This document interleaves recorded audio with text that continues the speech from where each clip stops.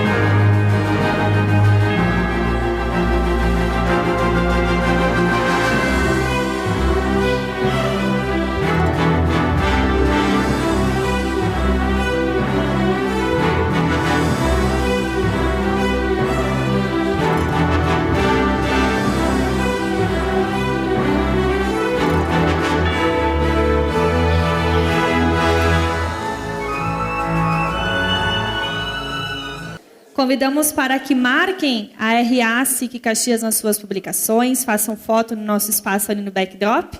E agora eu convido então o nosso presidente para a sua saudação especial, por gentileza, presidente Celestino, ao palco.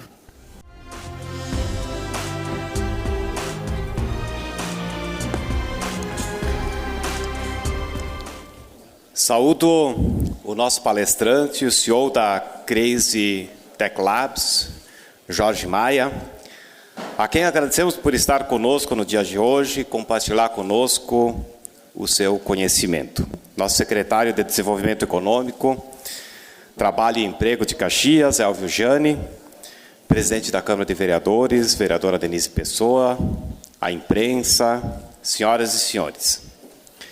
Temos dois assuntos muito pertinentes para esta segunda-feira, que julgamos importante referir para iniciarmos aqui uma semana produtiva.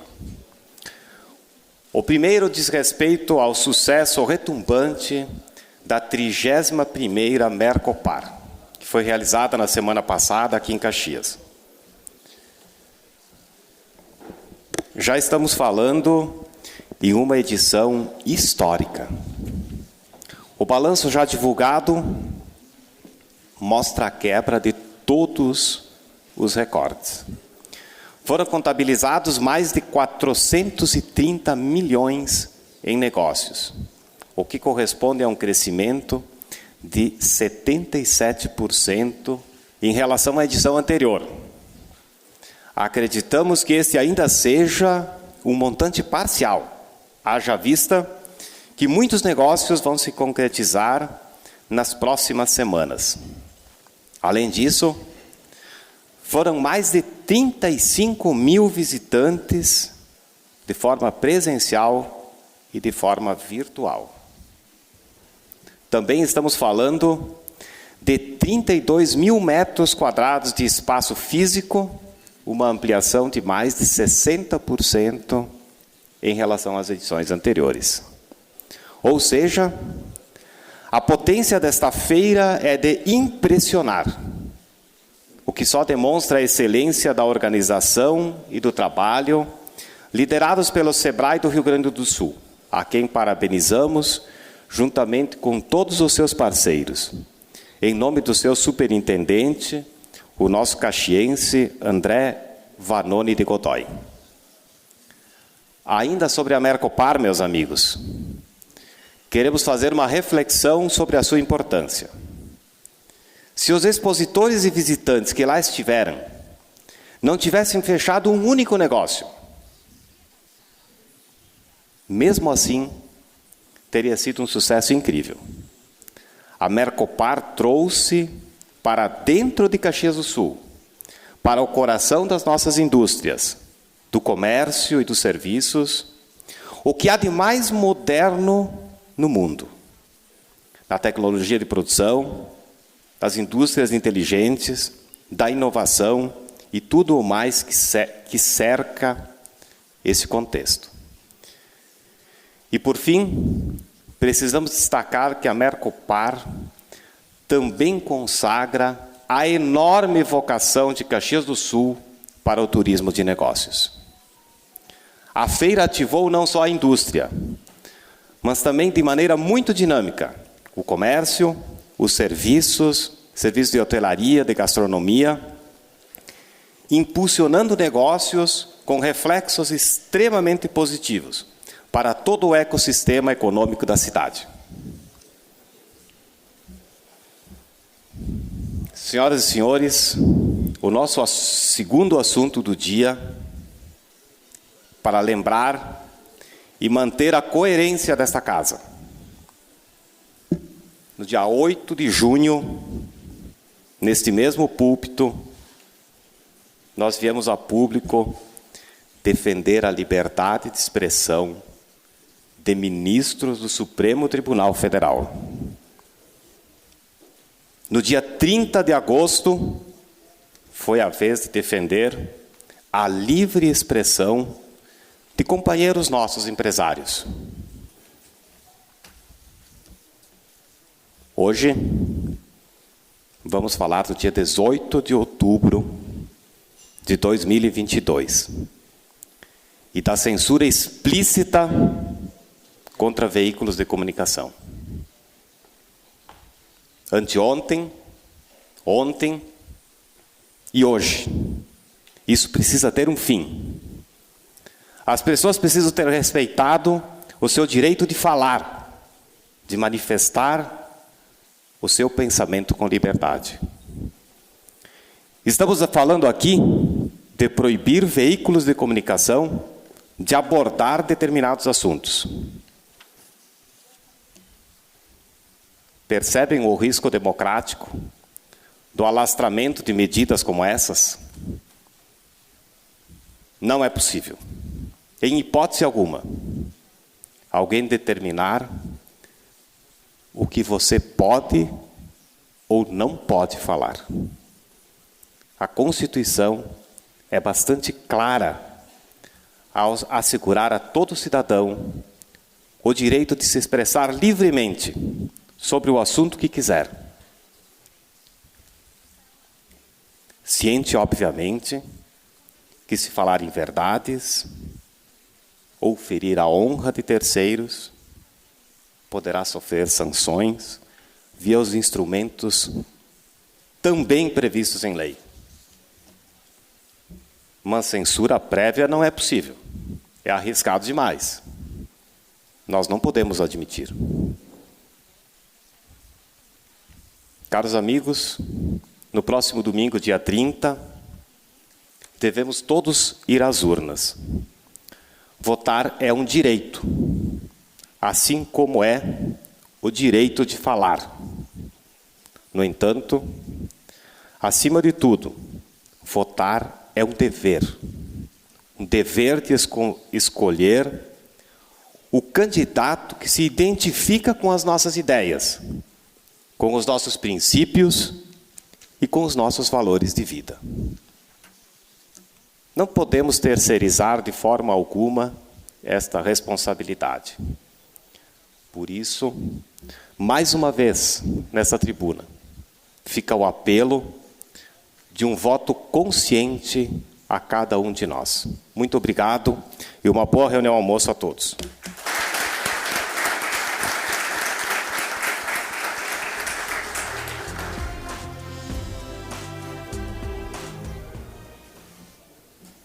Aproveitamos o momento, então, para anunciar que a próxima RA-SIC Caxias será alusiva aos 25 anos da nossa parceira aqui do evento, a Fortaleza. Os ingressos para o evento já estão abertos no site E o tema da RA vai falar um pouquinho sobre a excelência de gestão do Grupo GPS. E antes, então, da nossa palestra, lembrem-se que as perguntas já estão disponíveis no Slido. Só aproximar a tua câmera no QR Code ou no QR que consta sobre as mesas.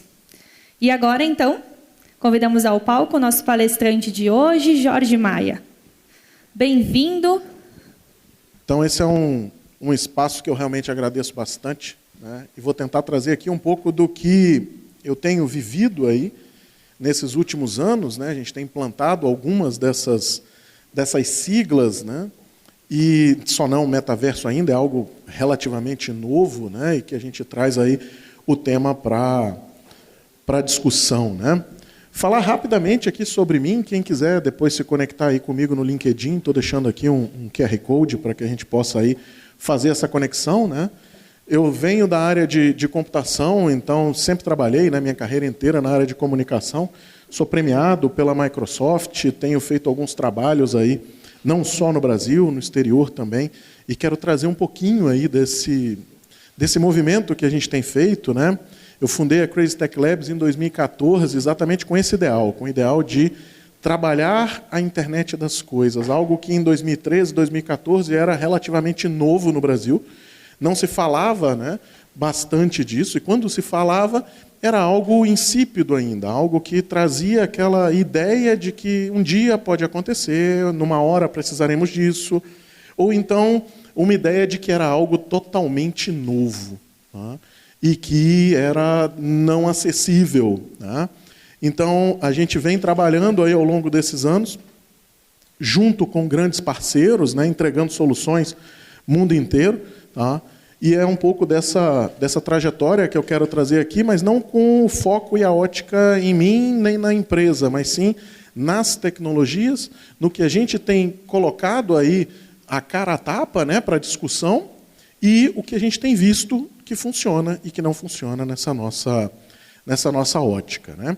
Então, a primeira coisa que eu acho que é interessante a gente começar a discussão é sobre o que é IoT, né?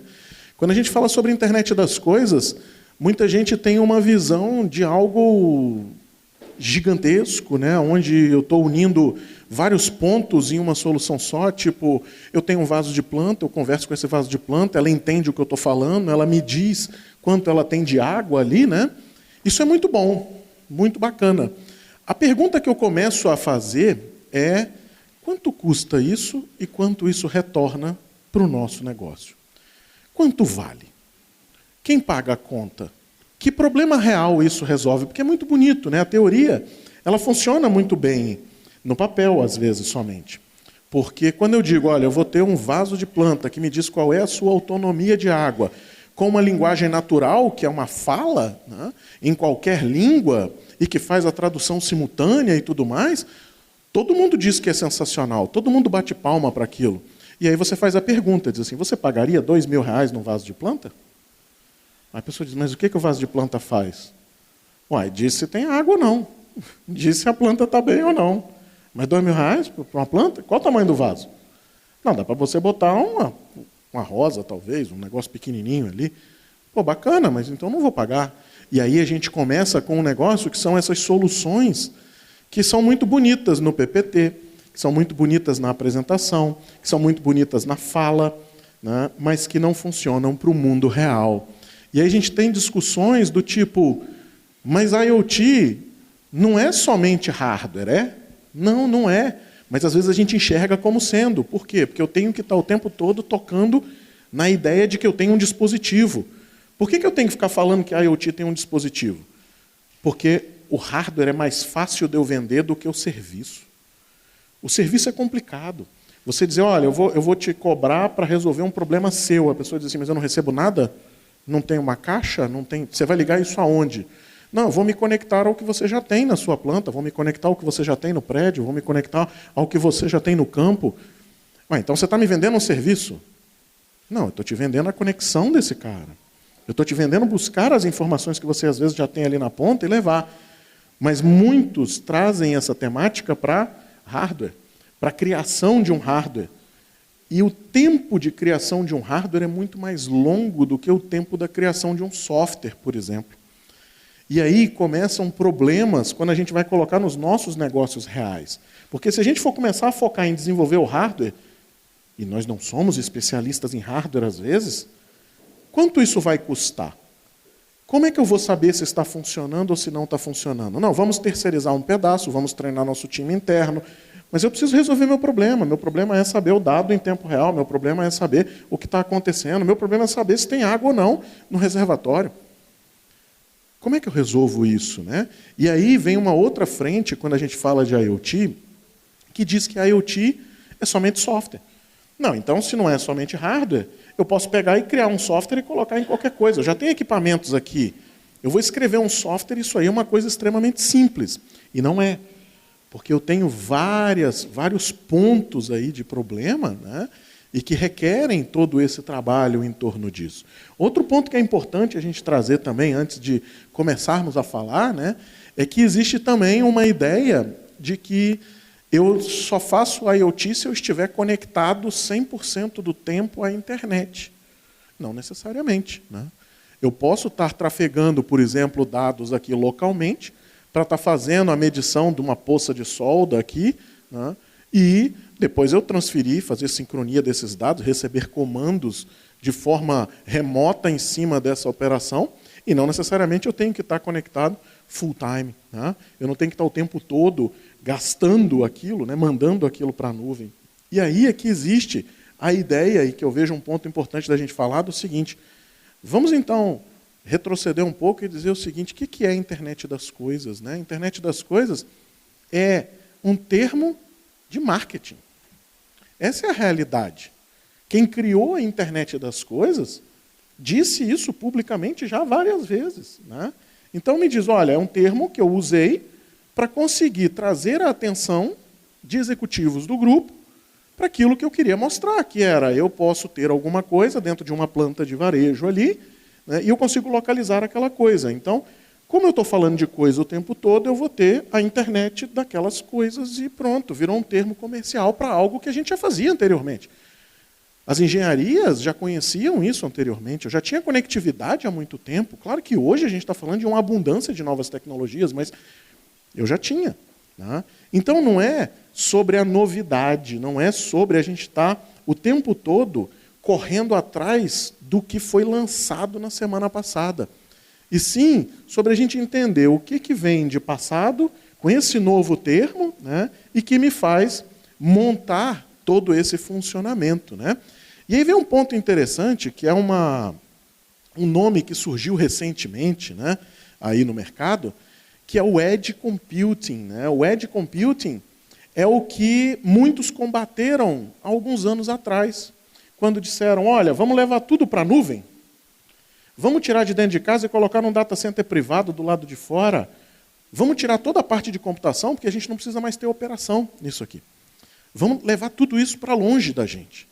E aí começa-se a ver o seguinte, bacana, é bom levar isso para fora, diminui meu custo operacional, diminui minha problemática, aumenta o meu poder, né, de ser resiliente a falhas, porque eu teria que ter 2 linhas de eletricidade chegando, eu teria que ter uma tripla conexão de internet com provedores diferentes e formas diferentes, né? Não adianta só, eu tenho fibra de duas operadoras, aí passa uma retroescavadeira aqui na rua, corta a calçada, levantou a fibra, já era, você perdeu a conectividade. Então a gente vai ter que ter outro tipo, né? E aí o Edge Computing começa a ser muito falado. De novo, termos que a gente já conhecia há muito tempo. Eram as máquinas industriais, né? Eram aquelas máquinas que processavam o tempo real na ponta e que poderiam ter algum nível de conectividade ali, né? E podiam mandar isso para dentro de servidores. Aí, antigamente usava-se bancos de dados somente, né, para fazer isso. Hoje em dia a gente tem uma modelagem de projetos um pouco diferente, trabalhamos com mensagens, tornamos isso mais escalável, tornamos o custo disso menor, porque eu consigo reduzir o dado na ponta, reconstruir o dado, né, na nuvem, então não preciso trafegar 100%. Então a gente tem todos esses conceitos interligados. Por que isso é importante, né?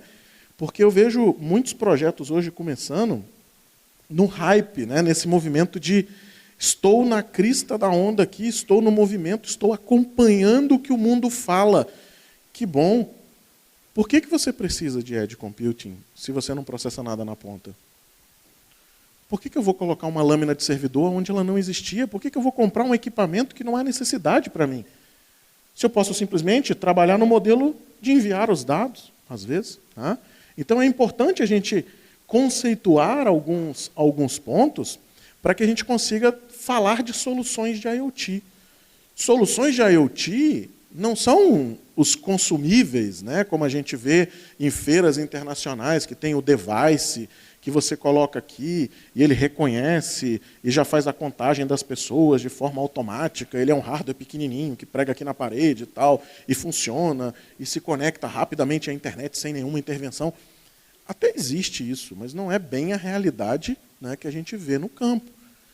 Internet das coisas são soluções, por exemplo, como essas daqui, onde eu envolvo um trator de busca aqui, né, de coleta de uva, que vai me entrar dentro de um cara que vai separar todo esse cara, vai mandar para dentro de um tanque, que ali eu vou aplicar um enzimático em cima. Então eu tenho que saber trabalhar cada ponta dessa daqui nas suas efetivas necessidades. Não adianta eu chegar aqui e dizer, olha, vamos fazer um negócio da NASA aqui.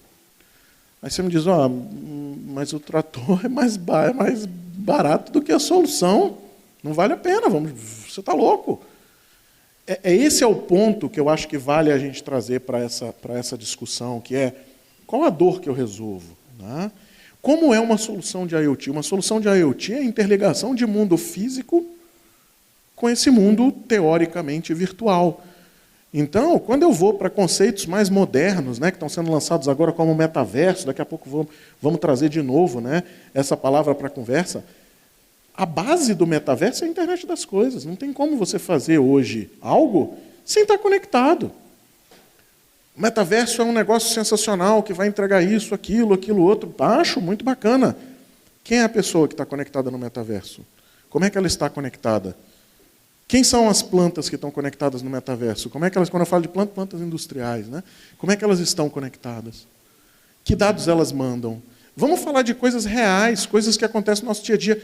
E a solução de segurança nessa rede para que ninguém entre e roube a rede?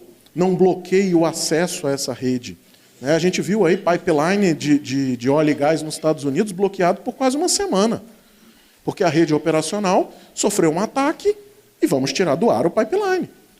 Então é uma problemática contínua. A gente sempre está saindo um pouco desse movimento, né, de estar ali na estratosfera do marketing, né? Eu estou usando isso, é sensacional e tudo mais, e voltar um pouco para o mundo real. O mundo real é esse daqui. Ó. É eu ter que fazer medição em disjuntores de baquelite aqui. E assim, eu não vou mudar o quadro. Não adianta eu mudar o quadro de elétrica. Por quê? Porque o que me interessa? Me interessa saber o quanto consome aquele circuito específico. Me interessa saber se eu tenho funcionamento ou não naquele circuito, naquela fase específica. Né? Me interessa saber a oscilação ali de uma harmônica, de alguma coisa, dentro daquele conteúdo ali. Então, são pontos para a gente sempre, né, dar uma freada, porque muita gente, quando fala de IoT, ou vai para o hardware direto, ou traz direto para essa linguagem extremamente técnica aqui, de soluções, de arquiteturas, de uma gama de coisas, de soluções de nuvem, e aí entram termos, né, muito mais fortes. Às vezes não é só isso que você precisa, às vezes você precisa entender realmente aonde está, aonde você vai colocar. Porque a partir daí a gente vai definir o retorno do investimento. A partir daí eu vou saber efetivamente aonde eu vou dar ganho para isso. Tá? Eu gosto muito da discussão em que é difícil a gente provar o retorno de internet das coisas. Porque eu vou chegar e vou dizer, olha, eu vou sensoriar todo esse pavimento aqui. Aí você me diz, sensacional, você melhora em quê o pavimento? Nada. A reunião, o almoço ganha o quê com esse sensoriamento? Nada. Mas o prédio como um todo ganha, a experiência do usuário ganha. Mas a gente não está falando disso, a gente está falando de sensoriar a luz que está em cima da mesa. É a mesma coisa dentro de uma indústria. Né? Então, quando a gente fala de IoT, eu tenho casos inúmeros aqui. Né? Falando de indústria, manutenção preditiva, né? Diminuição de tempo parado, aumento de produtividade. Né? São coisas que a gente consegue com medidas simples, com medidas, às vezes, em que o dado já existe. Você já tem esse dado, só que você tem uma pessoa que fica conferindo esse dado e fazendo aquela anotação periódica, fazendo aquele controle periódico, e diz, olha, a gente está com uma eficiência de tanto, e ontem a gente teve um problema de tanto. Mas você me diz, onde é que está o problema? E esse é um ponto para a gente discutir. Qual foi o minuto que aconteceu o problema? Não sei, porque eu faço a passagem na linha a cada 3 horas, a cada 4 horas. A cada 40 minutos. Então, durante 40 minutos, eu posso ter subido e descido os indicadores. A IoT é um pouco sobre isso, sobre trazer essa série temporal para que a gente faça a leitura dessa série temporal, para que a gente entenda isso, né, e consiga aplicar isso diretamente no negócio. Com o conhecimento de causa, com as necessidades, né, que eu tenho ali, eu consiga trazer. Tá? E aí eu tenho várias aplicações. Né? Dentro de saúde, eu tenho dentro de transportes, né? Eu tenho dentro de energia, então grids de energia eu consigo colocar, monitoramento principalmente. Né? São soluções hoje que são extremamente baratas e que me dizem, por exemplo, qual é o meu comportamento de consumo. Com o meu comportamento de consumo eu consigo fazer muitas coisas para economizar. Tá? Então, eu consigo saber, por exemplo, olha, no horário de pico aqui eu consumo tanto, então o que a gente vai fazer para diminuir esse horário de pico? Para não ter que entrar com soluções paliativas, às vezes. Tá? Na agricultura, gestão remota, geração de novos modelos para análise e detecção de anomalias. Então, eu tenho gamas de coisas aí que a gente está falando de quê? De internet das coisas. Só que se a gente for falar de internet das coisas, a gente vai falar do sensor que está na leitura de dentro do trator. Isso não interessa. O que interessa aqui é o seguinte, como é que eu faço a gestão remota? O que eu preciso para fazer? Como é que eu faço a geração de um modelo? Como é que eu detecto anomalia nesse funcionamento? É isso que a gente tem que tocar. É nesse ponto que a gente tem que bater. Né? E é nisso que a gente tem que ser forte o tempo todo, quando buscar esse tipo de solução. Não necessariamente a gente está olhando qual é o dispositivo, qual é o tipo de conectividade. Os projetos são muito plurais. Não existe uma replicação, a não ser que seja na mesma vertical e algo esteja muito bem alinhado. Você não vai conseguir replicar um projeto para outro. Você não vai ter o device que opera de forma análoga e semelhante em todos os cantos. Tá? Então, a gente tem aí gamas e gamas de aplicação para a internet das coisas. E um ponto importante quando a gente fala de todos eles é que a gente tem que ter um ciclo aí e a gente tem que acabar olhando muito para esse ciclo. Né? Quando eu falo desse ciclo, eu estou falando de primeira coisa que a gente deve fazer, conectar e monitorar. Se eu simplesmente conectar e pegar os dados, eu tenho a habilidade, né, de ter insights em tempo real, digamos assim. Tá? Então eu consigo saber, por exemplo, o que aconteceu durante a manhã inteira. Eu não estou falando de olhar o último dia. Eu não estou falando de olhar médias. Eu estou falando de olhar a anomalia quando ela aconteceu. Por exemplo, digamos que eu tenha uma seladora, uma empacotadora, alguma coisa desse tipo, né? E por um degrau de temperatura, eu tive uma oscilação naquela esteira, ela colou o adesivo, e o adesivo naquele degrau de temperatura colou errado. E ele descola depois de um tempo.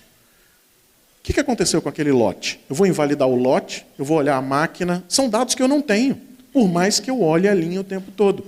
Se eu tenho um monitoramento minuto a minuto, segundo a segundo, o que seja, né, eu tenho a série temporal, eu consigo saber o seguinte, olha, eu tive um evento de temperatura que ocasionou esse tipo de falha. Então eu consigo corrigir aquele evento específico e não mais ficar pensando no todo, não mais ficar perdendo, né, tempo na busca dessa falha. E veja, a gente não falou de inteligência artificial, a gente não falou de modelos preditivos, a gente não falou de gêmeos digitais, nada tão tecnológico assim. A gente está falando de quê? Leitura e trazer essa leitura para dentro de processos reais. Primeiro passo. Segundo passo, análise dessas leituras fazendo a otimização de recursos. Então eu começo a olhar essas leituras e dizer, olha, quando acontece isso, ele me remete para outro problema. E aí eu começo a criar padrões em cima desse cara. De novo, não estou fazendo absolutamente nada tão tecnológico, estou fazendo uma análise de dados, simples. Né? Mas que antes eu também fazia. Esse aqui é um fato curioso. Eu já tenho uma série de coisas que fazem isso hoje em dia. Né? Um sistema de MES, um sistema de produção, já faz isso aí. Mas ele faz isso aí com dados de que intervalo? Ele busca esses dados como? Tem um ponto que a gente tem discutido bastante, né? Que é o quão seguro é a informação que eu tenho. E quando a gente pergunta isso, todo mundo diz, a informação estava lá, eu peguei. Simplesmente conectar. Você não conectou aí, não pegou? Eu desconectei, peguei. Só que quem garante que no meio do caminho não tinha nada que interrompeu aquele sinal? Quem me garante que alguém não burlou essa informação no trânsito? E aí a gente entra em vários detalhes que têm desdobramentos absurdos quando a gente fala de uma terceira fase, que é começar a desenvolver novas oportunidades, que é aumentar, né, mudando os modelos de negócio. Quando você fala em mudar o seu modelo de negócio baseados em dados, você tem algo que é um diferencial competitivo muito grande, sim, mas também pode ser a sua ruína se os seus dados não forem seguros. Se você estiver confiando numa mensagem que foi adulterada ou que tem um problema no sensor, você pode estar criando um problema muito maior do que não ter essa informação. Principalmente se você estiver usando isso para fazer predição, para fazer detecção, para fazer uma série de coisas que a internet, que a inteligência artificial nos dá aí com muita facilidade. Tá? E aí, quando a gente fala disso tudo, né, veja que é um termo que eu já falei aqui várias vezes, né, mas o que é essa inteligência artificial? Então, ela é um ramo da computação e o objetivo principal desse cara é simular a cognição humana, ponto final. Aí eu tenho vários desdobramentos, né? Tenho vários outros pontos, mas qual que é o objetivo? Imitar o ser humano. E aqui eu trago uma provocação rápida, né, para o seguinte. Eu tenho visto aí no mercado muita gente que desenvolve modelos de inteligência artificial e não conversa com o operador da máquina, que é quem usa, que é quem fazia a anotação lá no toco de papel ali, na prancheta, né? E que ia levar aquilo para dentro de um banco de dados, que ia trafegar isso para algum outro lugar. Então, a gente quer usar a inteligência artificial para simular, né, e tentar ser o humano, e a gente evita de trazer o operador lá da ponta para essa conversa quando o momento é dados. Aí eu tenho na mesa o CIO, eu tenho na mesa o CTO, eu tenho na mesa o analista de dados, eu tenho na mesa uma pessoa estatística, e a gente diz assim, e quem entende da informação? Quem sabe quando a cebolinha de temperatura lá dá problema? Porque às vezes você traz a pessoa, ela diz assim, a cada 3 meses tem que trocar, porque ela dá uns erros aí, viu? Alerta lá uns negócios, sei bem o que é não. Sei que aparece lá vermelho, a gente vai lá, troca e funciona. Aí o que acontece aqui agora? Você está treinando um modelo para receber esse input, ele começa a receber esse input errado como sendo verdadeiro. Então ele rejeita qualquer forma de descartar esse cara e ele começa a trabalhar no erro. E ele vai trabalhando no erro durante meses, às vezes, ali. Tá? Então é um ponto aí para a gente também trazer essa conversa. E uma coisa que eu acho que hoje tem que ser falada, né? Muita gente vem, fala da inteligência artificial, e aí vamos falar de modelos e tal, não sei o quê. Acho que não, acho que a gente tem que falar de uma outra coisa, que é um ramo da inteligência artificial, que é a visão computacional. A visão computacional, nos últimos 5, 10 anos, cresceu absurdamente. Hoje eu tenho câmeras com um nível de inteligência embarcada monstruosa. Então eu tenho uma câmera que faz toda a parte de entendimento, de alarme, de uma série de coisas aqui. A câmera. Se eu tenho um equipamento que faz isso, por que eu vou perder dinheiro colocando um data center dentro de casa, colocando GPUs para fazer processamento, colocando uma série de coisas aí? Não há necessidade. Então a gente tem que estar atento ao que existe no mercado, para ganhar o tempo de chegar no mercado mais rápido do que a nossa concorrência. Não adianta eu desenvolver um projeto de P&D que faz a leitura e sabe o quanto teve, às vezes, de corrosão ali numa fresa, em algum ponto. Eu tenho câmera que faz isso, com uma velocidade absurda, com uma resolução absurda, e que vai resolver meu problema. E na hora que ela der problema, eu saco ela fora, jogo ela no lixo, ou mando para manutenção, ou qualquer coisa desse tipo, e coloco outra no lugar. E pronto. E está resolvido o meu problema. Então temos que estar atentos a essas coisas. Isso é mercado. Às vezes a gente se afoga na ideia de fazer dentro de casa, de recriar a roda. A roda já existe, já está lá fora. Vamos inovar e vamos criar algo melhor do que aquela câmera. Perfeito, mas enquanto a gente não cria, traz a câmera, coloca ela para operar, vamos mudando o nosso modelo, vamos seguir aquela linha básica, vamos primeiro sensoriar, vamos pegar esse dado, vamos fazer esse cara funcionar. A partir daí, eu começo o meu projeto interno para fazer a minha própria câmera, meu próprio algoritmo, que seja. Tá? Então, temos que prestar atenção nisso. E a visão computacional, ela entende a imagem, ela entende o vídeo. E aí, com isso, eu ganho coisas absurdas. Esse aqui, por exemplo, foi uma apresentação que a gente fez para um cliente, onde ele tinha um problema de ter um funcionário olhando os sacos que eram descartados. Às vezes por questão de peso, às vezes por questão de falta de selagem, alguma coisa. Né? O que a gente fez? Usou a câmera de circuito interno, isso aqui é uma câmera de circuito interno. Né? Está aqui os sacos aprovados, está aqui os sacos descartados. Eu não preciso mais da pessoa. Vamos demitir a pessoa? De jeito nenhum.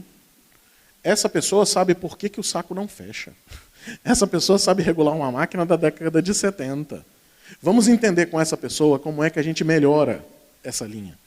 E vamos trazer mais tecnologia para essa linha. Vamos agregar mais tecnologia para essa linha. Vamos entender se a gente tem alguma anomalia elétrica com uma medição simples na hora que está acontecendo o erro. Pode ter sido um pico. E se eu botar um filtro, funciona. Se eu entrar com um banco de capacitores e tiver alguém usando a coisa lá do outro lado, pode ser que melhore. Não sei. Mas essa é a ideia. A ideia é a gente usar a tecnologia para gerar esse tipo de coisa. E não simplesmente chegar e dizer assim, vamos agora usar a inteligência artificial para fazer isso, aquilo outro. Então, aqui, a prova viva. A gente não usou câmera. Isso aqui não tem nenhuma suíte cara, nem licença, nem royalties, nem nada. Rodando em loco, funcionando perfeitamente bem. Tá? E aí, quando a gente começa a juntar tudo isso, vem um conceito que, de novo, também não tem absolutamente nada, mas que ultimamente tem sido muito falado como sendo algo totalmente novo. Gêmeos digitais, ou em inglês, os Digital Twins. Os Digital Twins são nada mais do que uma representação de um mundo físico, e aí cabe a gente colocar com a possibilidade de você experimentar o modelo virtual. O que é eu poder experimentar o modelo virtual? É eu testar se essa turbina aguenta os parâmetros e as intempéries climáticas que eu quero que ela aguente, com os sensores que eu tenho nela, sem que eu tenha que colocar o meu dispositivo, a minha turbina física, à prova. Eu vou fazer no modelo matemático virtual. Eu vou entregar serviços de alarmes a coisas que, por exemplo, já estão sensoriadas. E assim surgiu o conceito pela NASA dos Digital Twins, que ajudaram a levantar foguetes. E muita gente hoje diz assim, Digital Twins é um negócio totalmente novo. Não, não é. O serviço que a Microsoft lançou, que se chama Digital Twins, é novo, que usa conceitos antigos. Então, daí, de novo, a necessidade da gente estar antenado não há prestar atenção no que é o termo, e se ele é novo, velho, antigo, se ele é mirabolante ou não. O que interessa para nós é que dor ele resolve, aonde ele pode atingir. Né? E aqui, só a título de curiosidade, né, um pouco do que aconteceu aí ao longo das décadas. E a gente fala de 1970, o conceito ter aparecido, né? Aí depois eu tenho uma ideia mais teórica sobre o tema, tá? Tenho, em 2010, uma definição, né, mais concreta, e aí eu começo a ter aqui em 2016 a utilização em larga escala. Hoje, por exemplo, a gente usa Digital Twins dentro de prédios.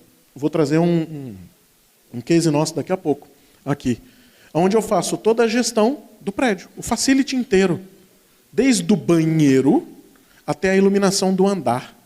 O controle de catraca, quando a pessoa passa o crachá, eu sei, ela entrou no prédio, ela entra mais ou menos a essa hora, e eu sei que a tal distância de tempo, ela liga a luz da sala dela e o ar-condicionado. O que eu vou fazer? Eu não vou deixar o ar-condicionado dar um soco na minha rede elétrica e consumir muito.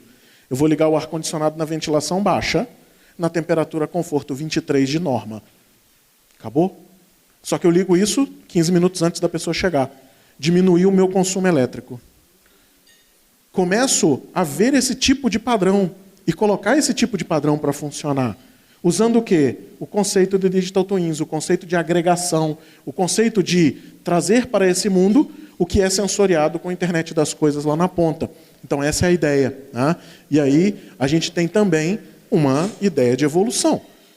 Então, quero começar meu Digital Twins. Perfeito, maravilhoso. Qual que é a primeira fase? Onde é que você nasce? Né? Você nasce trazendo logs de operação. Você nasce trazendo a sua leitura de tempo real. Pô, Jorge, isso não é quase a mesma coisa que a IoT? É. Mas você nasce aqui. Você nasce pegando todas as informações do prédio que eu falei agora e agrupando isso em um andar. Então eu tenho no andar 300 sensores. Eu não preciso ler 300 sensores, eu preciso ler a informação do andar. Eu preciso simular a informação do andar. E aí eu começo a melhorar. Eu começo a criar modelos de comportamento de falhas. Começo a olhar isso e dizer assim, olha, quando acontece isso, pode acontecer aquilo. Então, eu vou aplicar uma inteligência nos dados, mas ainda não automático. Né? Por mais que a gente diga, olha, ele está lá, ele lê e me diz que vai acontecer e tudo mais, perfeito, mas ele não toma ação. E o estágio mais alto é a tomada de ação. É o que chamamos na indústria 4.0 de sistemas cyberfísicos. Os sistemas cyberfísicos é a união de robótica com sistemas computacionais que conversam entre si e tomam decisões. Sensacional, maravilhoso. Mas e o nível de maturidade que a gente precisa ter dentro dessa organização? E o nível de segurança de dados que a gente precisa ter dentro dessa organização? E o nível de manutenção e de operação que a gente precisa ter dentro dessa organização para que tudo isso funcione sinergicamente e não gere o caos? Porque a gente pode gerar o caos. Tá? Imagine, eu tenho um dado que está errado, um robô batendo de frente com o outro, eu acabei com o meu centro de distribuição. Então às vezes, um passo atrás é interessante. Às vezes, se manter num estágio médio pode ser interessante durante um tempo. E aí eu volto de novo. Por que a gente tem que estar acompanhando o hype? Por que a gente tem que estar acompanhando a tendência? Por que a gente tem que estar falando o tempo todo se a gente está ou não cumprindo todas as etapas da indústria 4.0? Se o que interessa para nós é eficiência, é redução de custo, é qualidade.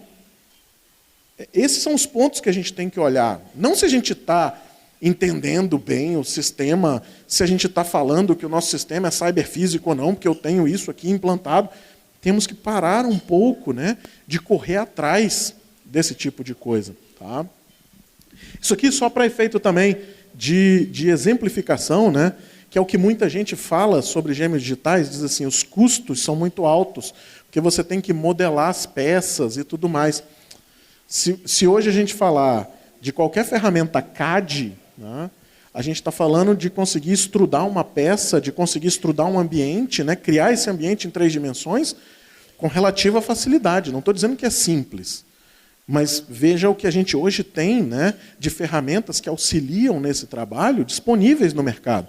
Quando eu tenho isso, eu consigo operar em cima dessa modelagem com algo em que eu digo o seguinte, essa peça aqui, ela tem uma superfície que eu consigo mudar, às vezes, a textura, que eu consigo mudar a cor, que eu consigo mudar de tamanho, que eu consigo flertir ou não ela.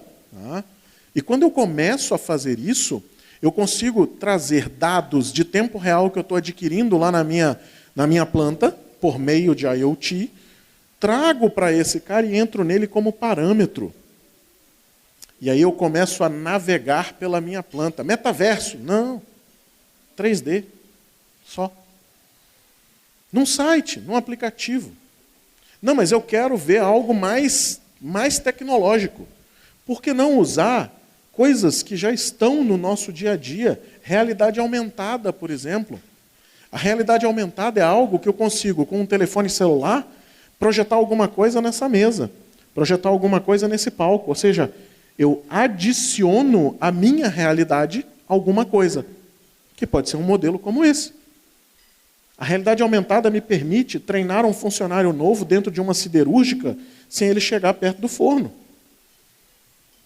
E eu consigo fazer isso e eu aumentei drasticamente a segurança de trabalho. Qual é a chance de uma pessoa que acabou de entrar?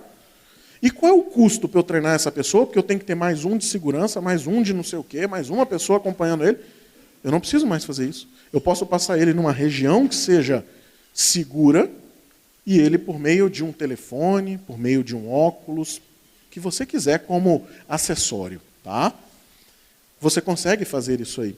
Então, a gente tem muitas coisas. Deixa eu trazer aqui alguns cases aqui, né? Só para que a gente entenda um pouco do que é possível, né? Do que é factível, tá? Esse é um case da Itaminas. A Itaminas é uma mineradora de Sarzedo, perto ali da Vale, né? Atrás de Brumadinho, na verdade, né? E nessa mineradora eu tinha um problema que era o balanceiro. Tinha uma operação causticante, louca, né? O cara tinha 2 computadores, um rádio, um telefone, ele atendia uma janela aqui, ó, onde ele emitia a nota fiscal, e o caminhão está pesando. Eu tenho 2 balanças ali, 2 plataformas da Toledo de pesagem ali na lateral dessa balança, né? Esse é um case público da gente, está em conjunto com a Itaminas, então a gente pode falar um pouco, né? Não vou abrir dados privados deles, mas só uma ordem de magnitude, a gente faz hoje quase 6.000 pesagens por dia dentro dessa planta. Ela é uma planta 24/7. Tá? Então, essa foi a nossa solução. A solução é um site? Não.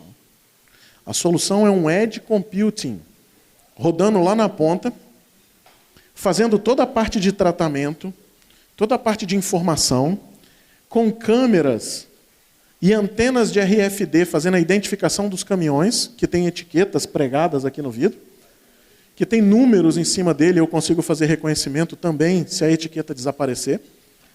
Eu tenho câmeras em cima do caminhão, que agora, numa segunda etapa, a gente vai saber que tipo de material ele estava levando, pelo entendimento, usando visão computacional. Aqui eu faço a pesagem, aqui eu libero o caminhão no semáforo, 100% automático. Demitimos o balanceiro? De jeito nenhum. Nunca. Jamais. O balanceiro é algo que, é praticamente uma entidade ali. Ele conhece todas as rotas, ele sabe tudo o que está acontecendo. Vamos treinar o balanceiro para que ele melhore esse sistema. Ele é muito mais válido, ajudando a gente a reconstruir coisas que a gente construiu na versão inicial do que fora da nossa linha. Segundo caso nosso aqui, também com a ideia, né, de gêmeo digital. Tá? A gente desenvolveu um case em conjunto com a empresa espanhola, Triple Alpha, para a Hermassa. A Hermassa faz aquelas máquinas de enlatar atum, aquele atum da lata redondinha. A Hermassa é líder em fazer esse tipo de máquina. Tá?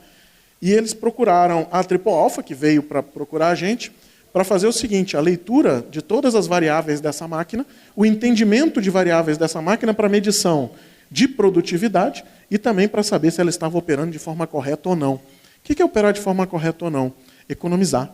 Economizar no óleo que você coloca dentro da lata. Dependendo do tipo de atum, o óleo vai pesar mais ou menos, com a mesma quantidade. Se ele vai pesar mais, eu estou desperdiçando óleo, porque eu não precisaria ter colocado aquilo. Então, faz-se uma junção disso tudo com dados. Ordem de grandeza aqui, né? São 3.600 variáveis por segundo, geradas por essa máquina, uma máquina só. E aí a gente faz toda a análise disso. Muitas das coisas a gente descarta imediatamente, mas as de pesagem e tudo mais tem que fazer uma leitura. Então a gente tem milésimos de segundo para mudar ou não uma informação. Né? E a cara final é essa daqui. Esse foi um projeto, a máquina é essa dali. Né? Esse foi um projeto que foi premiado agora no ano passado na Espanha. Premiado e ganhou o prêmio de melhor evolução em indústria 4.0. O que a gente fez? Tirou a interface homem-máquina, que era Siemens, e colocamos isso para a web. Aí disse, Jorge, qual a vantagem de ter feito isso? A vantagem é que eu posso ter 500 máquinas dessa dentro de uma planta e a pessoa não precisa mais estar do lado da máquina para operá-la. A vantagem é que eu preciso cruzar todos os dados, e posso cruzar todos os dados e dizer o seguinte: por que aquela máquina lá da ponta opera melhor do que essa daqui? É o ar-condicionado, é o duto, é a eletricidade, é o operador, é o como chega o atum, é a limpeza da máquina, é a limpeza da faca. Como funciona isso? Então, a gente começa a mudar. Veja, aquelas 3 etapas que eu falei. Né? A gente começa monitorando as variáveis, começa a ter uma visão melhor e depois a gente vai mudar o modelo de negócio. Então, vamos trabalhar esse modelo de negócio. Também com o conceito de criar esse gêmeo, ou seja, cada cara desse é uma máquina. Essas máquinas estão dentro de uma planta única. Essa planta única acaba sendo o meu ambiente. Né? Quando a gente fala de gêmeos digitais, o Grupo Orion foi um cliente da gente durante muito tempo. Né? Chegamos num ponto em que a gente, em consenso, disse o seguinte: a gente não agrega mais para vocês. A gente virou custo. Vocês criaram o projeto, a gente suportou vocês a criar o projeto, desenhamos a arquitetura de todo o projeto, agora vocês estão na fase de implementação. Não precisa mais da gente. Ótimo. Vocês seguem de lá, a gente segue daqui, quando tiver alguma coisa nova, vocês procuram a gente. O que eles criaram recentemente? Uma solução completa de gestão de facilities. Mas o mais interessante disso aqui, né? Tem vários pontos muito importantes aqui, mas aqui a gente não vai ter tempo para discutir todos. Vou trazer um aqui que é totalmente diferente de muita coisa que o pessoal já ouviu, que é um case de banheiro. Né? Então, eu tenho um case ali embaixo, de banheiro, né? Que ele conta as pessoas que entraram e que saíram do banheiro. Uma contagem simples. Por que isso muda? O funcionário de limpeza do banheiro, o uso de desinfetante, o uso de papel toalha, o uso de sabão líquido, de uma série de coisas. Eu começo a aumentar no momento de pico, eu começo a prever que, por exemplo, eu posso entrar ali, né, naquele momento exato e que vai funcionar muito bem. Não vai funcionar, porque eu tenho movimento naquele banheiro, por exemplo. Agora, seria inviável eu fazer qualquer manutenção aqui, porque eu contei as pessoas que entraram. Então, eu sei que agora não é o momento exato de passar ninguém para fazer isso. Então, são as coisas simples. Hoje, é o case campeão de venda da solução deles. É essa. Todo mundo já tinha problemática, né? Então, esse aqui é outro, né? O case da Timbaúba S.A., uma empresa de sucos do Grupo Queiroz Galvão também, e que a gente está fazendo toda a parte de gêmeos digitais deles, fazendo toda a leitura, retirando também os IHMs antigos, conversando esses dados com sistemas internos, né? E a partir daí a gente começa a trabalhar. Né? Case de P&D, né? Interessante esse daqui. A gente fez a pesagem de caminhão, também problema corriqueiro de muita gente. Eu quero saber quanto tem de peso o caminhão na estrada. A gente fez isso usando pressão dos pneus, mais algumas informações de acesso aqui do veículo. Né? A gente tem, lógico, uma vantagem aqui nesse caso. Todo dia, no final da jornada desse caminhão, eu sei o peso dele. Então, o que eu fiz aqui foi, a gente em conjunto, né, o time todo, pegou e criou um algoritmo em cima disso, que começa a ajustar essa curva de pesagem. Então, a gente hoje erra com 8%, 9% do peso, o que para eles fechava a conta. Né? Então, são cases, por exemplo, que esse daqui tem muito mais hardware do que todos os outros. Esse daqui a gente teve que desenvolver o hardware realmente. Né? E aí a gente vai trabalhando. Né? Aqui uma demonstração live, né, do que seria o uso de realidade aumentada com gêmeos digitais. Né? Então você tem, veja, o modelo 3D, a gente tem o funcionamento desse cara aqui, o quanto ele está sendo, né, eficiente ou não, quanto ele está gastando, se eu estou tendo algum arrasto, né, ali nos motores e tudo mais. Então eu consigo trazer tudo isso. E aqui no caso, né, quem está apresentando está utilizando um óculos de realidade aumentada, o que vocês estão vendo aqui é o que ele vê no palco. Tá? Então é uma ideia aí. Né? E para a gente fechar, já eu estouro meu tempo aqui, né? Para a gente fechar, eu acho que vale uma conversa rápida aqui sobre metaverso. Né? Conceituadas várias coisas, né? E aqui a gente falou rapidamente de alguns cases. Né? Qual é a visão de metaverso? Né? Eu acho que o metaverso é hoje algo que traz para a mesa tecnologias antigas, como várias que a gente citou aqui, o gêmeo digital é uma, a internet das coisas é outra, com um nome novo, mas que ainda precisa ter algo mais palpável. Né? Quando eu digo palpável, não necessariamente físico, né? Mas quando eu digo palpável, eu quero trazer uma temática do seguinte: quanto custa para manter uma empresa no metaverso? Eu gosto de entrar nesse ponto específico. Né? Quanto custa para eu manter todo mundo aqui e seus avatares no mundo virtual? Primeiro, custa o uso de óculos. Porque você tem que sair da sua realidade e entrar numa realidade virtual. Isso por si só já corta muita coisa. Segunda coisa, quanto custa para eu manter isso funcionando 24 horas por dia, imaginando que eu tenho esse ambiente em que tem vida teoricamente real, com movimentos reais, com hábitos normais para nós humanos, mas não para a máquina.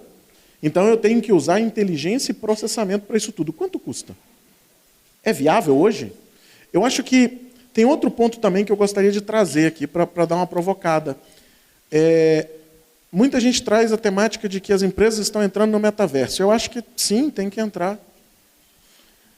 O ponto presença é uma coisa. Estamos olhando a tecnologia é outra coisa. Mover o negócio, acho que ainda não é o momento. Mas vamos olhar isso? Vamos experimentar? Vamos. Vamos trazer cases reais. McDonald's. McDonald's registrou uma patente nos Estados Unidos em que diz o seguinte, olha, nós vendemos sanduíche no metaverso e entregamos. Aí você desentrega onde? Na sua casa. Uai.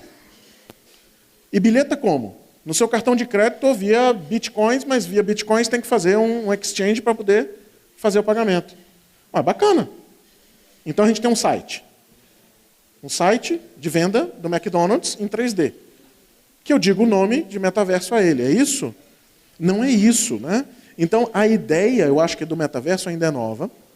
Acho que cabe, né, muita discussão ainda sobre o tema, mas vejo que não é um hype somente, porque a realidade virtual ela data de 1990. Ela vem funcionando muito bem, porém temos problemas. Temos problemas que ainda não são conhecidos com o uso contínuo. Temos problemas de quem tem epilepsia não descoberta, que são muitos casos, tá? E que vão se manifestar na utilização de um óculos daquele. Então, falta ainda um porquê, né? Eu acho que falta o porquê e falta o como. Mas acho que a ideia é boa. Então é uma releitura, na minha visão, né? Eu acho que isso aqui é uma releitura de uma realidade virtual com tecnologias mais modernas, grandes players apostando. Microsoft acabou de apostar criando o Mesh. Mesh é uma interface onde você faz reuniões virtuais. Eu acho sensacional. Então eu vou fazer uma reunião com pessoas que estão do meu lado usando um óculos. Aí eu acho que não fica legal. E quando você fala disso em escala? Vamos falar de escala, que é o que interessa. O que define se a tecnologia vai pegar ou não é a escala. Você vai botar no mundo todo? Você consegue produzir óculos para distribuir no mundo todo? A gente não conseguiu criar respirador, que era uma coisa conhecida. A gente não consegue criar chip de carro. E a produção está parada. Então, tem coisas ainda que eu acho que a gente precisa falar de verdade. Sair do marketing, entrar na realidade. Uma vez que entrar na realidade, acho que aqui a gente tem um terreno inexplorado, não necessariamente para a venda de terrenos, mas é uma ideia, né, aqui de a gente estar olhando isso como é bacana, temos possibilidades, mas temos que trazer um pouco mais para a nossa realidade diária, né? Uma coisa que eu acho que é interessante, eu estou vendo uma vertente aí, muita gente falando de indústrias no metaverso, né? Eu não vejo indústrias no metaverso, mas eu vejo indústrias com você passeando pela linha de produção, sem que necessariamente você tenha que estar imergido naquele ambiente. Não há necessidade, concorda? Você pode ter alguma coisa em que você passeia pelo seu ambiente, pela sua planta, e aí eu estou falando de indústria, mas pode ser um prédio, pode ser qualquer outra coisa, tá? Onde eu consigo trabalhar essa informação, consigo ter acesso a essa informação, isso funciona muito bem para mim, e eu não preciso ser retirado do meu ambiente. Eu consigo trabalhar a realidade aumentada quando necessário, não necessariamente como obrigação, mas quando necessário. Tá? Então essa era a ideia, né? Pessoal, obrigado pela atenção aí de vocês.